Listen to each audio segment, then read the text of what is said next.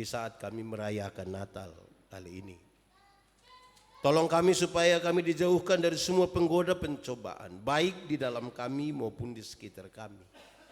Supaya di dalam damai-Mu kami belajar firman Tuhan, dan kami percaya hanya Roh Kudus-Mu yang mampu mengajarkan dengan baik semuanya bagi kami. Dan lebih dari itu kami dimampukan menjadi pelaku-pelaku firman-Mu. Terima kasih banyak Tuhan. Kami rindu pada firman-Mu. Berfirmanlah bagi kami Tuhan, di dalam nama Yesus, firman yang hidup itu kami berdoa. Amin. Bapak Ibu Saudara-saudara, tema yang ditetapkan oleh Majelis Sinode untuk ibadah di malam Natal ini, temanya ialah Allah hadir di tengah kerapuhan manusia. Pembacaannya terambil dari Injil Lukas pasal 2 ayat 1 sampai ayat yang ke-20. Injil Lukas pasal 2 ayat 1 sampai ayat yang ke-20, firman Tuhan berkata demikian, kelahiran Yesus. Pada waktu itu Kaisar Agustus mengeluarkan suatu perintah menyuruh mendaftarkan semua orang di seluruh dunia. Inilah pendaftaran yang pertama kali diadakan sewaktu Kirenius menjadi wali negeri di Syria. Maka pergilah semua orang mendaftarkan diri masing-masing di kotanya sendiri. Demikian juga Yusuf pergi dari kota Nazaret di Galilea ke Yudea, ke kota Daud yang bernama Bethlehem, karena ia berasal dari keluarga dan keturunan Daud, supaya didaftarkan bersama-sama dengan Maria tunangannya yang sedang mengandung. Ketika mereka di situ, tibalah waktunya bagi Maria untuk bersalin, dan ia melahirkan seorang anak laki-laki, anaknya yang sulung. Lalu dibungkusnya dengan lampin dan dibaringkannya di dalam palungan, karena tidak ada tempat bagi mereka di rumah penginapan. Gembala-gembala. Di daerah itu ada gembala-gembala yang tinggal di padang menjaga kawanan ternak mereka pada waktu malam. Tiba-tiba berdirilah seorang malaikat Tuhan di dekat mereka, dan kemuliaan Tuhan bersinar meliputi mereka, dan mereka sangat ketakutan.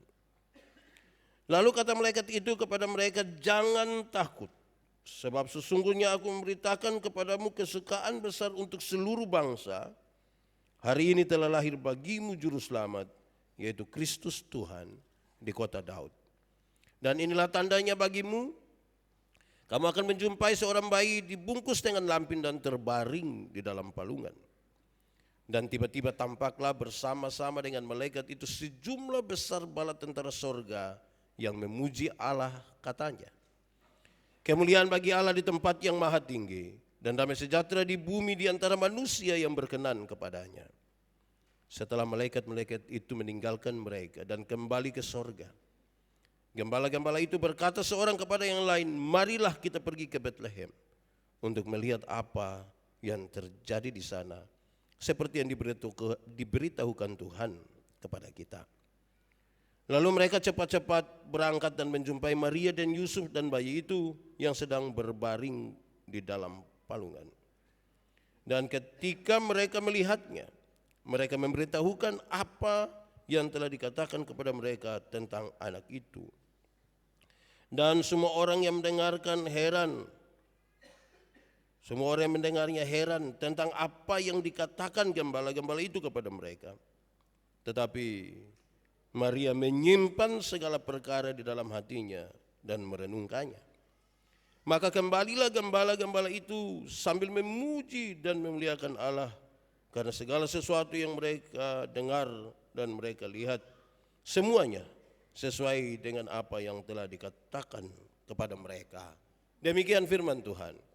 Berbahagia setiap orang yang mendengar firman, memelihara dan melakukan dalam hidup setiap hari. Haleluya.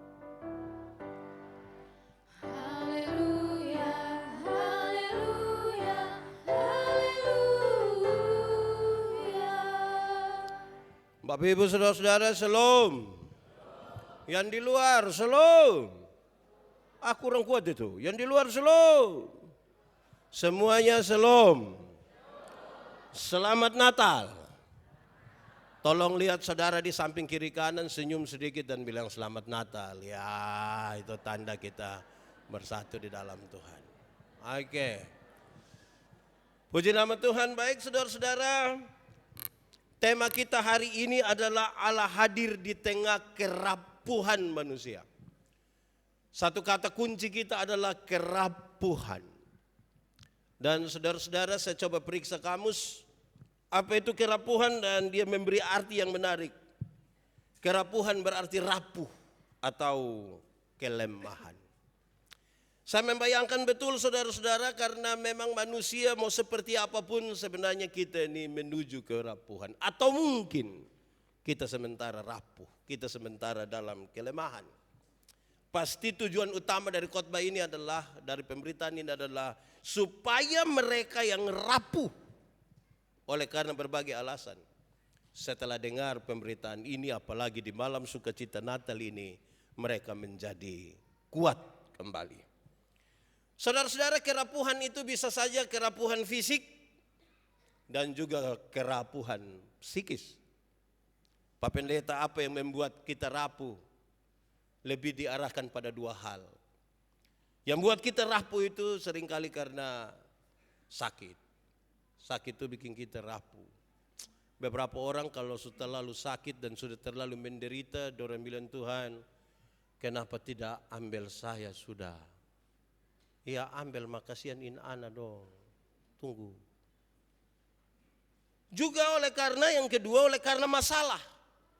Oleh karena masalah itu membuat kita rapuh. Dan untuk itu saudara-saudara, maka malam hari ini kita belajar bersama-sama. Nanti apa pesan-pesan dari pembacaan yang kita baca sebentar kita lihat. Tetapi mari kita lihat saudara-saudara, kalau orang berjumpa dengan kerapuhan atau orang sementara rapuh, biasa terjadi tiga hal. Satu, ada orang yang ketika dia rapuh, dia pasrah saja untuk menerima. Mau jadi apa ya jadi, sudah saya pasrah saja terhadap ini. Tapi ada juga yang kedua adalah ketika orang rapuh, orang mencari sandaran dan sekaligus penyembuhan. Psikis maupun fisik. Kalau dia sementara rapuh. Tetapi yang ketiga saudara-saudara, ini menarik karena ketika orang rapuh, banyak orang pun berusaha untuk menipu. Menipu diri atau menipu orang lain. Karena itu saya coba kelompokkan saudara-saudara. Kadang-kadang kalau orang rapuh itu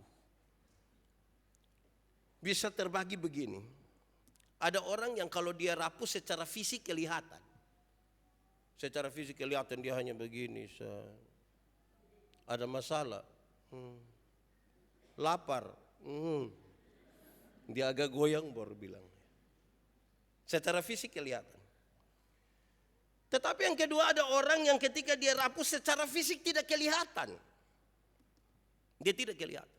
Dia pandai sekali menyimpan dia punya masalah. Dia sebenarnya terluka, dia sebenarnya sakit hati, dia sebenarnya tidak berdaya, tapi dia pandai sekali menyimpan. Dia marah, dia punya suami, tapi dia bikin tidak ada masalah, kayak baik-baik. Macam kayak kita kalau dia mama mantu itu. Kayak tidak bersuka, maka ketemu kayak mama nih malam Natal nih baju semacam kayak polo pisang sah. Ya itu kayak kita tapi pandai sekali. Atau yang ketiga saudara-saudara, orang-orang ketika ada dalam kerapuhan mereka melampiaskan. Nah, melampiaskan ini bagus. Tapi terbagi dalam dua. Pertama, ada pelampiasan yang menguntungkan. Ketika rapuh dia ingin melampiaskan kerapuhan itu, cari sandaran penyembuhan. Menguntungkanlah dia. Tapi ada yang melampiaskan untuk hal-hal yang merugikan dan tidak bermakna. Kira-kira itu dulu. Nanti di bagian terakhir, lalu apa yang harus kita buat? Kita membaca satu teks yang cukup tua dan banyak orang menghafal dengan baik teks ini menurut Lukas pasal 2 ayat 1 sampai ayat yang ke-20. Ada dua perikop yang menarik di situ saudara-saudara. Tapi mari kita mulai dari yang pertama, yaitu tentang kelahiran Yesus. Kelahiran Yesus itu adalah sebuah kelahiran dalam keadaan yang sangat sederhana. Jangankan tempat di mana Tuhan Yesus dilahirkan, orang-orang pada saat itu pun rumah-rumah mereka ada banyak di bawah, di dalam gua. Mungkin tidak semarak, tidak ada kemewahan di situ dan sederhana sekali.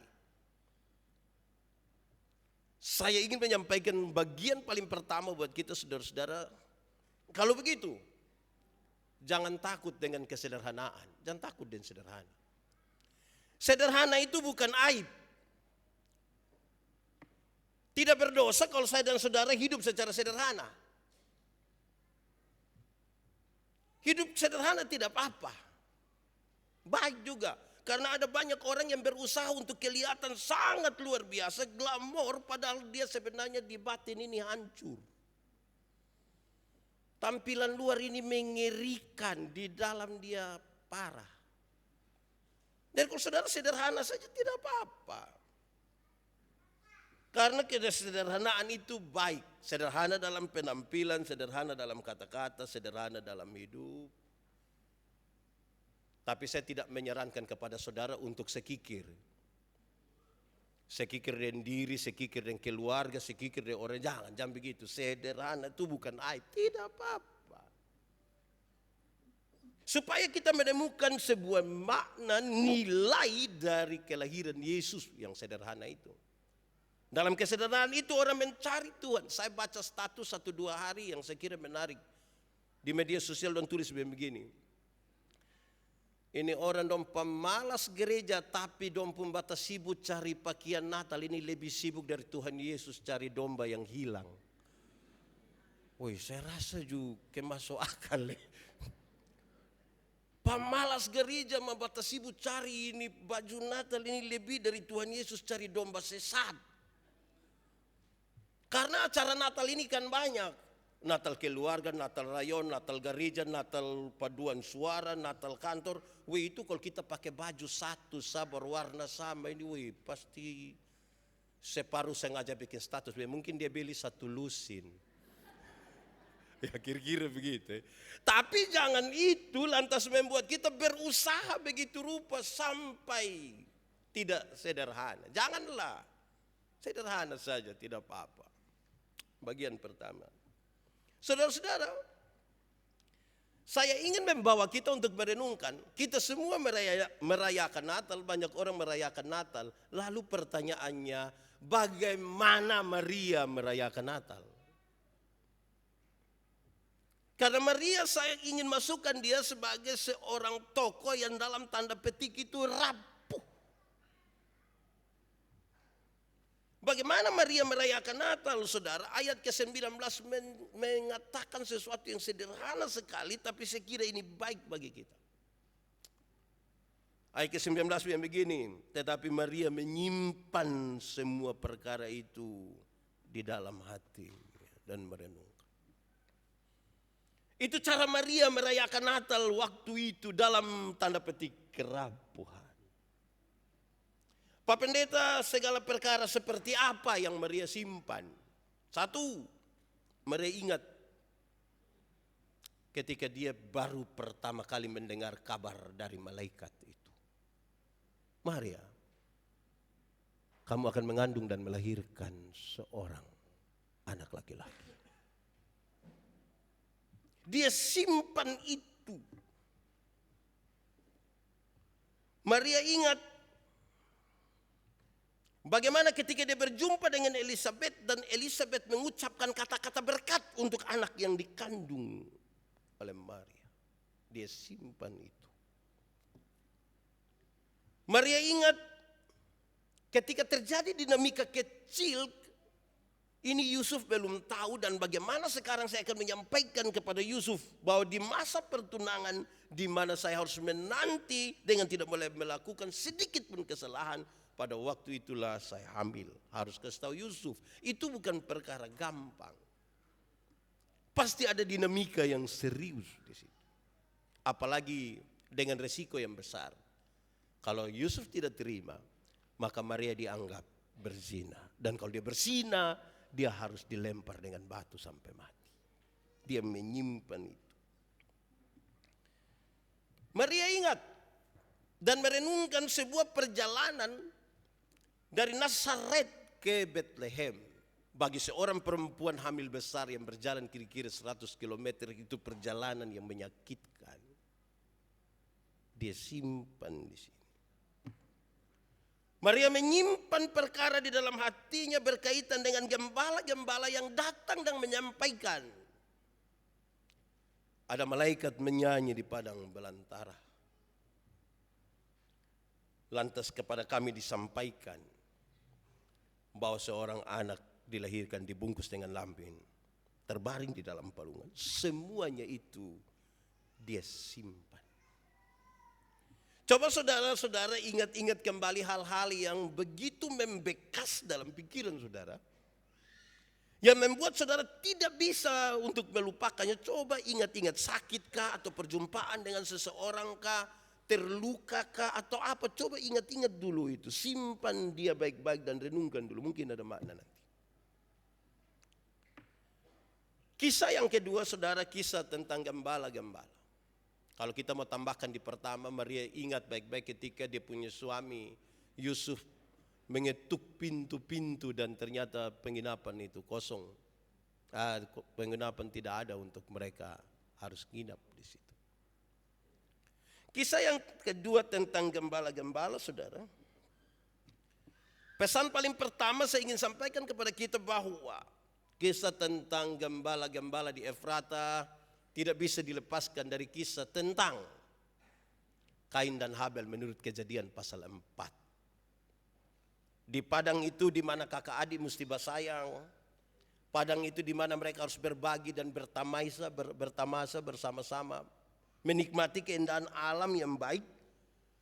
Justru di padang itu Kain tega sekali membunuh adiknya Habel. Nyanyian perdamaian dari sorga ini pertama-tama dinyanyikan di tempat di mana keluarga-keluarga itu sementara mengalami sebuah perseteruan. Di mana kakak adik tidak bersayang. Di mana orang tua dan anak lagi bermasalah sekali dalam relasi mereka. Di mana suami istri bermasalah dan nyanyian perdamaian dari sorga dimulai di situ. Saudara, tapi dari kisah gembala-gembala itu juga kita menemukan bahwa gembala-gembala itu orang-orang yang di mata masyarakat status mereka terlalu rendah. Mereka punya status sosial yang kecil sekali. Sehingga kalau mereka berbicara ini sangat sulit untuk didengar dan dipercaya. Berbeda kalau dimulai dari istana Herodes. Tidak dimulai dari para penguasa, tapi dimulai dari mereka yang kecil ini. Berita ketika didengar di istana Herodes yang terjadi adalah Yesus itu terancam hidupnya. Tuhan Yesus terancam hidupnya. Tapi sekarang ketika dimulai dari gembala-gembala, tidak gampang untuk dipercayakan ini orang-orang kecil. Saudara-saudara, siapakah gembala-gembala? Gembala-gembala itu adalah orang-orang yang jaga ternak mereka di padang. Seringkali mereka terlibat pertengkaran karena masalah tempat ini. Ini makanan di daerah sini, ada di daerah situ. Kadang-kadang dong bertengkar siapa yang dapat duluan di tempat. Mereka suka bertengkar, mereka mengambil milik orang lain.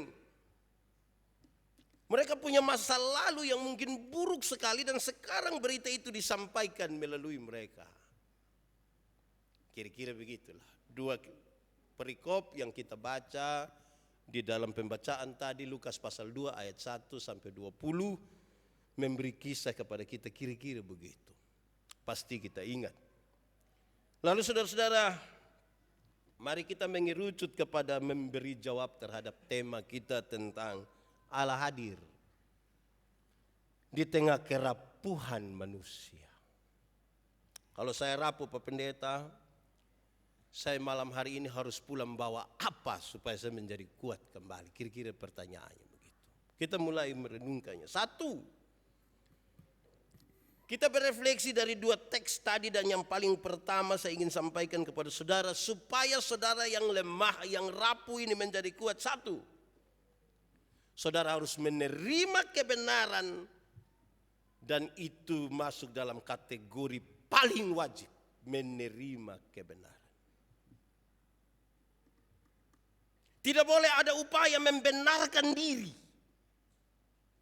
apalagi menyalahkan orang lain, apalagi menyangkal kebenaran. Ada kerapuhan. Saudara mau kuat kembali, terima dulu kebenaran. Jangan menyangkali kebenaran. Jangan. Terima dulu itu kebenaran. Kalau saudara tidak mulai dari terima kebenaran, saudara, hati saudara akan rapuh, tertuduh. Bagi orang-orang yang menipu, bagi orang-orang yang hidupnya tidak tulus, saudara, coba saudara duduk dengan orang, terus kita tahu bahwa yang tipu itu ada di situ. Dua orang di sini sengaja bisik, coba, hanya bisik sah. Wih, dia pikiran di sana. Mulailah dari menerima kebenaran. Jangan berusaha menyangkali kebenaran. Jangan berusaha menyalahkan orang. Maria punya alasan untuk mengatakan, Tuhan, kenapa harus saya? Kenapa harus saya? Tapi dia bilang, tidak, aku ini hamba Tuhan. Saya harus terima ini. Saya ini hamba Tuhan. Jadilah kepadaku menurut apa yang Tuhan mau. Amin kok? Begitu. Kita ulang. Ada dua kata dalam bahasa Indonesia, benar dan betul. Benar dan betul sama kok beda? Benar dan betul sama kok beda? Beda kok sama? Sama kok beda? Beda kok sama? Sama. Benar bisa berarti betul, betul bisa berarti benar. Tapi dua kata yang sama ini, kalau sama-sama diberi awalan ke dan akhiran an, benar akan jadi kebenaran. Betul akan jadi kebetulan. Masih sama artinya? Beda. Kebenaran arti lain, kebetulan arti lain. Sekarang saya tanya, kalau kita ikut ibadah perayaan Natal malam hari ini di sini, kebenaran atau kebetulan? Kebenaran. Saya kira memang kebetulan, tidak ini memang kebenaran. Saya kira kebetulan sudah beli baju hijau, jadi tidak ini kebenaran. Kalau kita masih hidup hingga hari ini, kebenaran atau kebetulan? Kalau Tuhan Yesus lahir, mati, bangkit, naik ke surga untuk kita, kebenaran atau kebetulan? Oke, saya geser sedikit. Kalau kita kulit hitam, kebenaran atau kebetulan? Kalau kita kulit hitam termasuk kebenaran atau kebetulan? Saya lihat saudara mulai ragu-ragu dengan ini kebenaran. Kalau kita rambut keriting, kebenaran atau kebetulan? Makin kemkar mana kok. Kalau kita punya istri itu cerewet sekali, termasuk kebenaran atau kebetulan?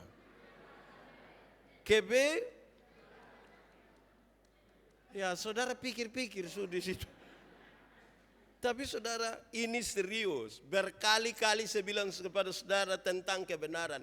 Banyak orang merasa dia tinggal dalam kebenaran, padahal dia menyangkali kebenaran. Kenapa? Kebenaran dalam Alkitab punya 3 dimensi. Pertama, kebenaran dalam Alkitab itu berdimensi legal. Legalitas, aturan. Semua bentuk pelanggaran terhadap aturan tidak benar dan Tuhan tidak suka. Tidak benar. Saya pernah kasih contoh di saudara-saudara. Saudara pernah naik motor? Pernah kok? Terus ada tilang di mana sini? Katedral. Saudara pakai helm, SIM ada, STNK ada, lampu-lampu ada, kaca spion ada.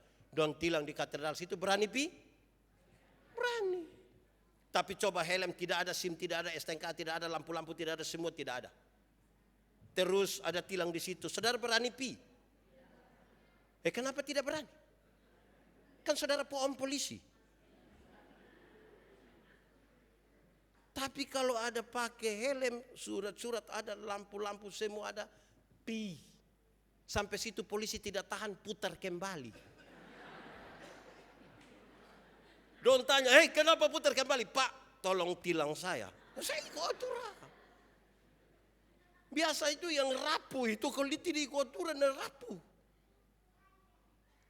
Kedua, kebenaran dalam Alkitab itu berdimensi moral, moralitas.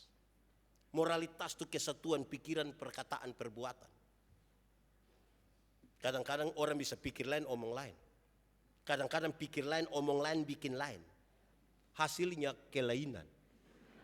Jadi kalau saudara ketemu orang kelainan itu tidak sinkron semua di situ. Kebenaran dia punya dimensi moral.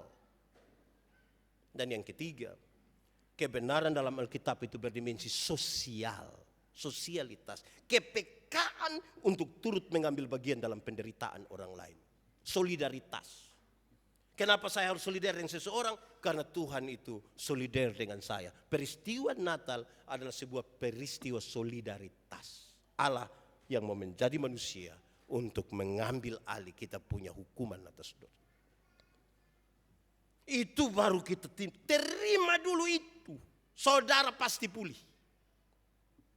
Kita akan berdoa yang lemah dikuatkan. Yang berbeban berat dilepaskan. Jangan takut kalau saudara sementara. Namanya manusia itu pasti rapuh lah. Kita manusia ini rapuh. Ini istri saya tidak beromong dengan kita tuh kita kerapuh. Sama seperti rapuh bukan kerapu, itu ikan dia pun nama. Sama seperti rapuh. Kita kelemah. Ibu ini kok tidak omong dengan kita ini bagaimana? Itu pertama saudara, jadi terima dulu kebenaran. Dalam kerapuhan saudara, terima dulu kebenaran. Jangan berusaha untuk menolaknya, menyangkali kebenaran, berusaha menyalahkan orang lain. Saya kira saudara akan semakin rapuh. Kita akan rapuh semakin. Kedua saudara, kalau saudara mau kuat ketika saudara rapuh, maka harus berani melihat ada rencana Tuhan di bagian mana dari keadaan yang Tuhan izinkan terjadi. Ada rencana Tuhan di mana ini?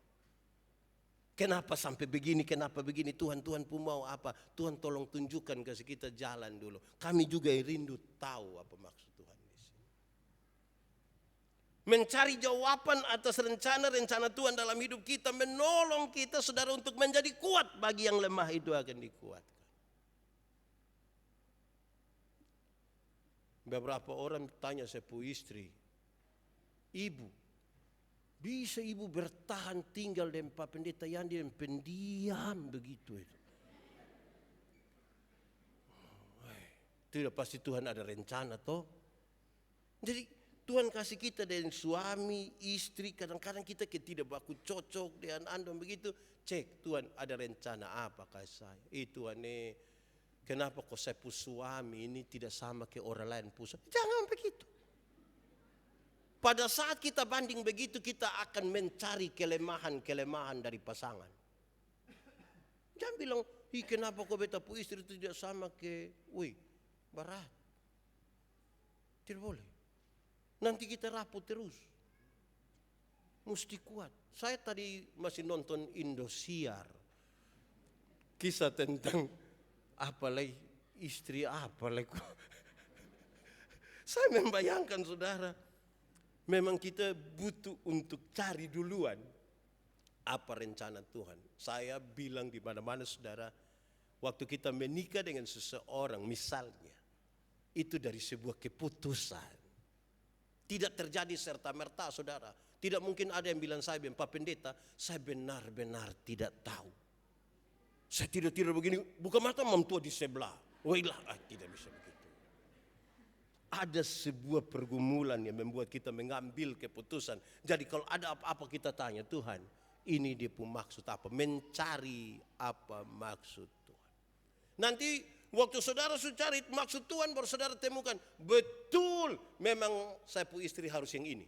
Tidak bisa yang mantan itu, tidak bisa dia. Tidak bisa yang ada di grup alumni SMA Giovanni itu, tidak bisa. Tidak bisa itu, harus yang ini, harus kita model begini baru dapat istri yang ikut kita pun mau. Tambah rapuh kita pun hidup ini.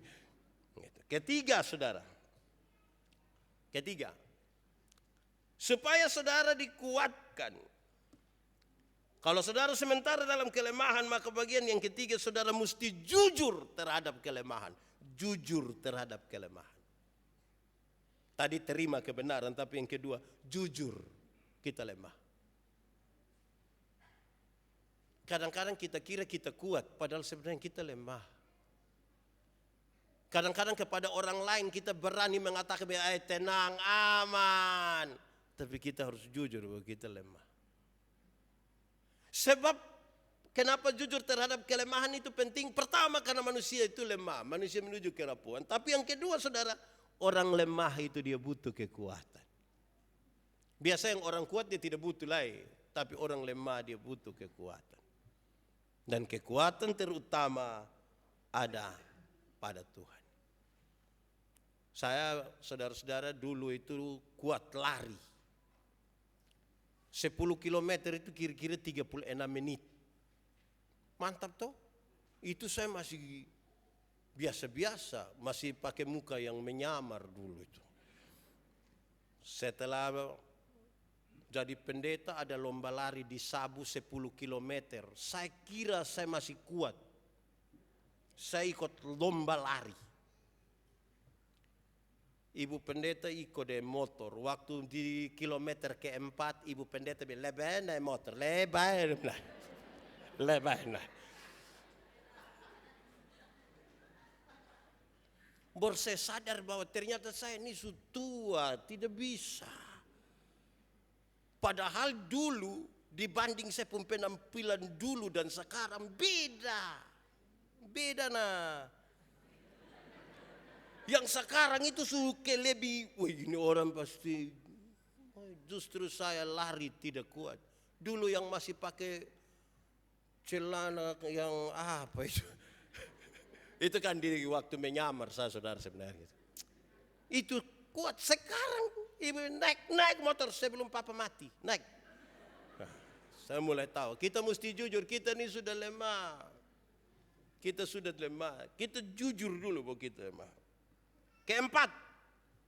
Supaya saudara menjadi kuat kalau rapuh adalah ingat. Meninggalkan genggamanmu. Saya pakai ini kalimat karena 2 hari lalu, bukan 2 hari. Tanggal 21 itu 3 hari lalu. Saya berkhotbah di Immanuel Baumata. Dorang kasih saya tema ini menarik. Itu tema bilang apa ya? Meretas harap, melepas milik. Meretas harap, melepas milik. Saya pakai ilustrasi kuno dulu bilang. Di beberapa daerah kalau ada orang mau tangkap monyet, tahu monyet? Apa itu? Kode. Di beberapa tempat kalau orang mau tangkap monyet itu, gampang saja. Mereka tinggal isi kacang di dalam botol.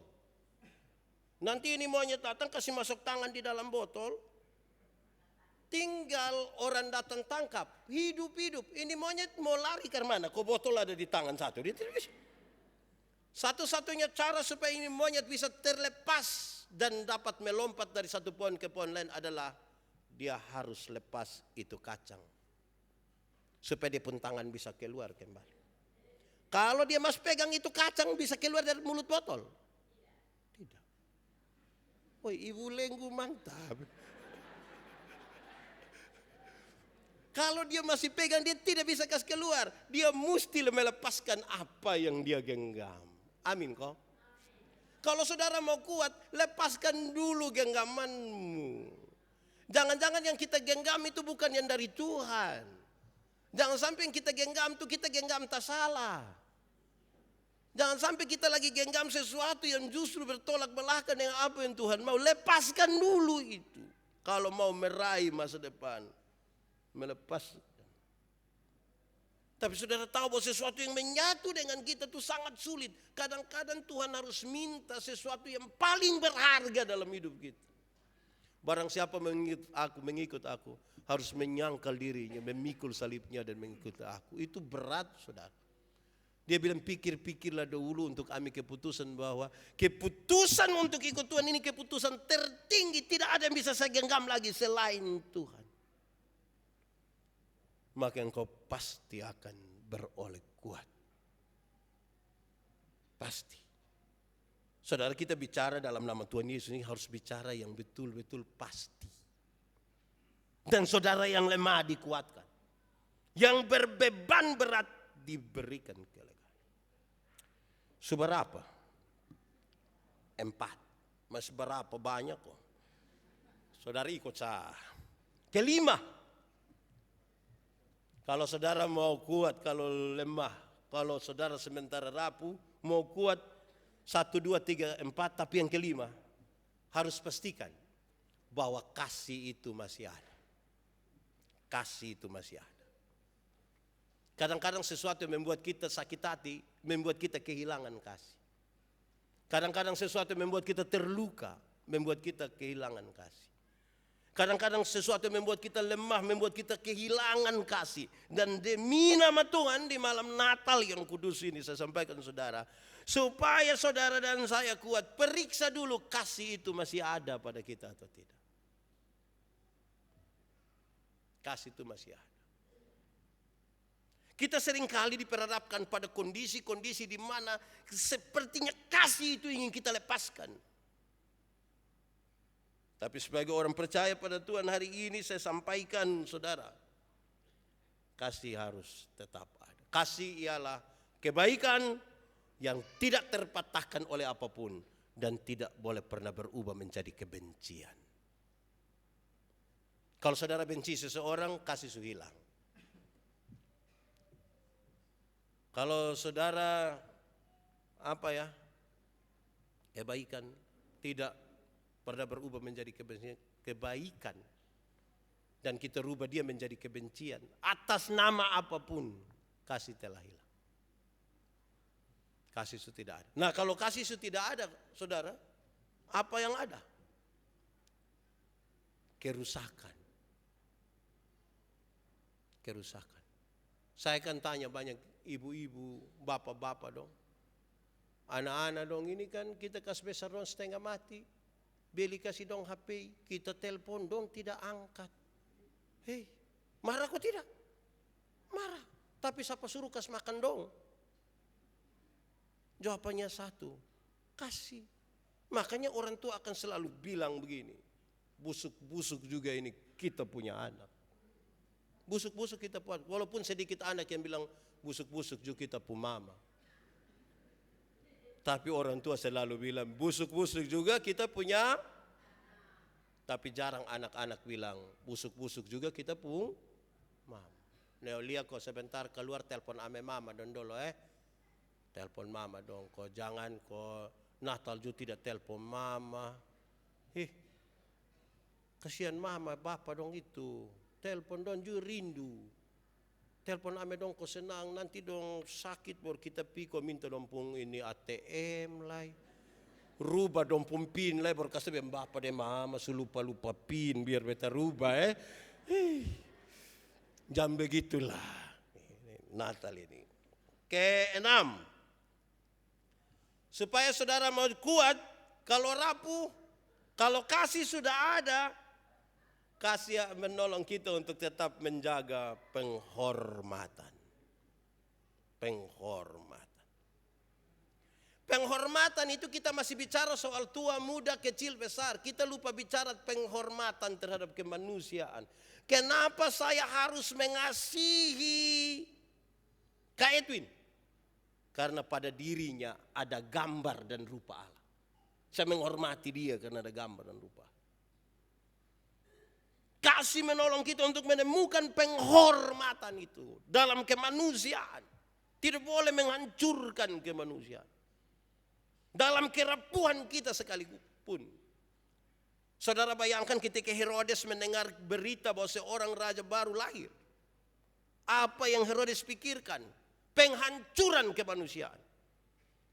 Anak-anak yang tidak berdosa harus dibunuh mati semua dari usia 2 tahun ke bawah. Karena Herodes berpikir terlalu susah saya kemudian menjadi raja di sini. Bagaimana satu anak yang lahir mau ganti saya? Dia membayangkan sebuah pembantaian. Kehancuran kemanusiaan. Itu yang tidak boleh. Kasih harus menolong kita tetap membawa penghormatan pada kemanusiaan. Tema yang ditetapkan oleh PGI dan KWI tahun ini adalah maka pulanglah mereka ke negerinya melalui jalan lain. Kisah tentang orang Majusi tidak boleh pulang kembali melalui Herodes tempat. Jalan lama mereka itu jalan penuh penghancuran, penuh dendam, penuh darah. Tidak boleh. Harus jalan baru yang penuh penghormatan. Dalam dinamika seperti apapun, penghormatan mesti tetap ada. Supaya kalau malam hari ini kita cium, pegang tangan tulus. Karena ada banyak orang Kristen ini di 24 malam ini dong pegang tangan itu pencitraan. Pura-pura datang ke aduh mari. Itu dia berlaku 24 malam dan 25, 26 dong marah ulang. Sampai tahun depan baru babahai ulang lebor datang. Sebentar kalau ada yang mau jabat tangan, saya ingatkan memang untuk 2 hal tidak boleh dilakukan pada waktu jabat tangan. 1,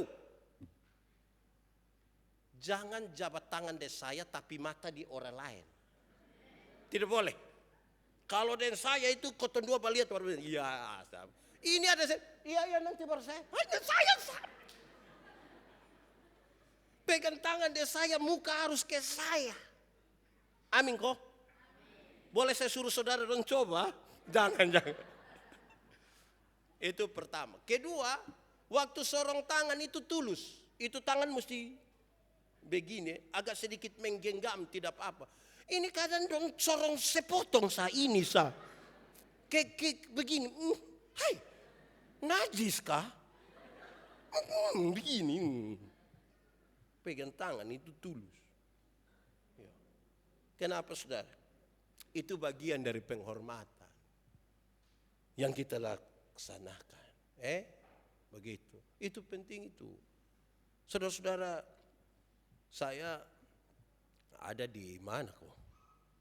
Di Kalimantan kok minggu lalu don tanya saya, Pak kenapa orang NTT kalau ketemu bercium?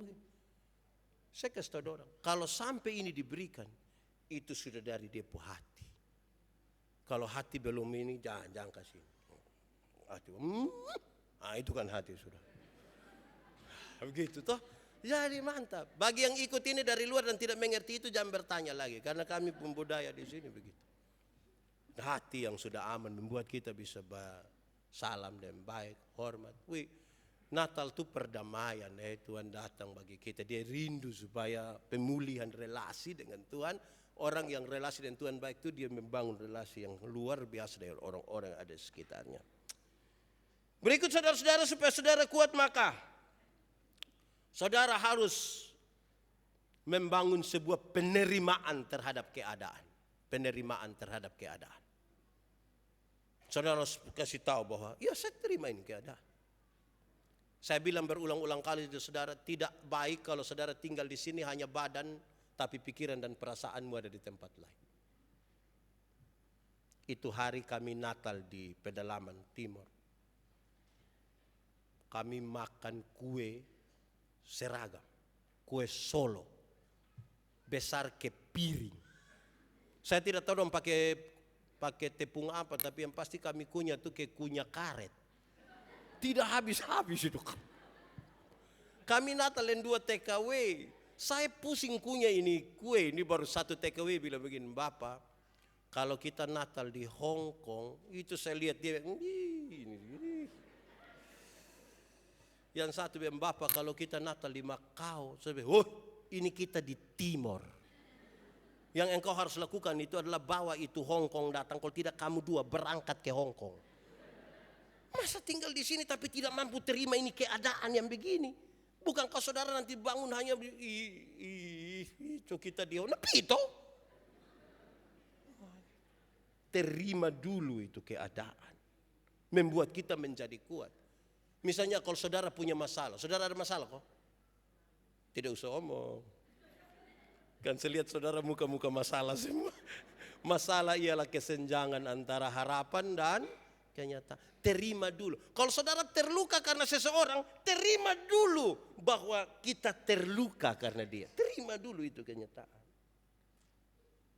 Jangan bangun kau bilang, untuk marah saya tidak marah, Bapak. Untuk marah saya tidak marah. Kau mau marah bikin apa? Dia mau pi rumah, rumah ada, untuk saya mau terima dia maaf. Oh itu bukan terima, itu menolak. Terakhir, saudara, di paling terakhir saya ingin menegaskan pesan Natal bagi mereka yang rapuh.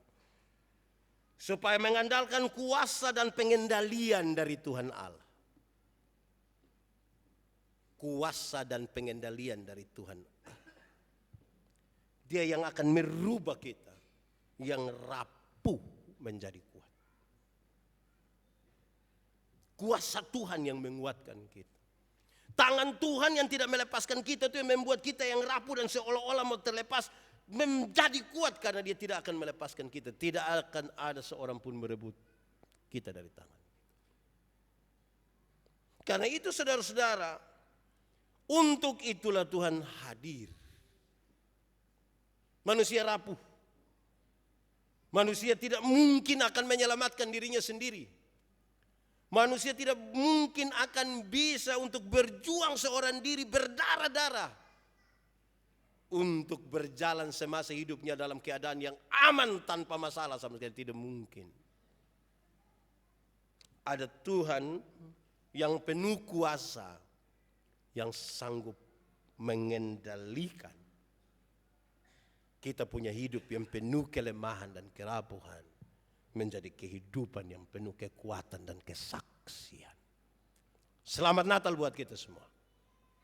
Tuhan menyertai kita. Mari kita tunduk kepala. Kita berdoa. Bapa di surga, kami mengucap syukur kepadamu. Firman-Mu di malam Natal ini menolong kami. Situasi ekonomi sakit, termasuk sakit hati, membuat kami kadang-kadang rapuh. Tapi terima kasih firman-Mu menolong kami untuk kami kuat dan menjalani hidup ini dengan optimis karena Tuhan. Biarlah firman-Mu bertumbuh dan berbuah di dalam hidup kami. Biarlah firman-Mu akan menjadi pelita bagi kaki kami dan terang bagi jalan kami. Terima kasih banyak Tuhan. Di dalam nama Yesus kami berdoa. Amin.